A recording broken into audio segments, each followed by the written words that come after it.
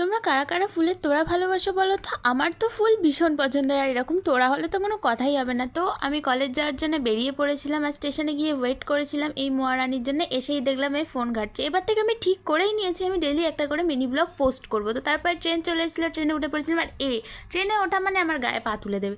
তোমরা যারা যারা নিউ আলিপুর কলেজে পড়ো তো তারা এই রাস্তাটা সবাই চেনো। হ্যাঁ, আমি নিউ আলিপুর কলেজের স্টুডেন্ট।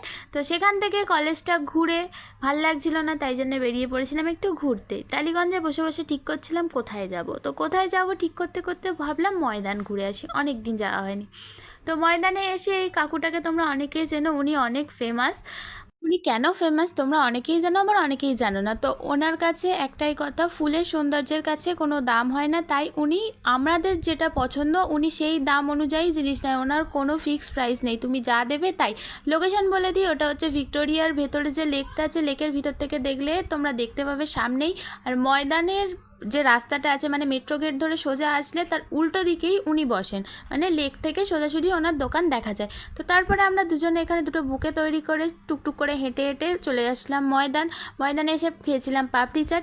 যা আর এত দূর যখন আমার ভিডিওটা দেখেই নিলে প্লিজ একটা লাইক করে দিও আর ফলো করে দিও, কারণ এরপর থেকে আমি চেষ্টা করব রেগুলার একটা করে ব্লগ দেওয়ার। আর এদের কিছু কিছু অদ্ভুত বিহেভিয়ার তোমরা দেখে নাও। তো আজকের মতো টাটা, নেক্সট ভিডিও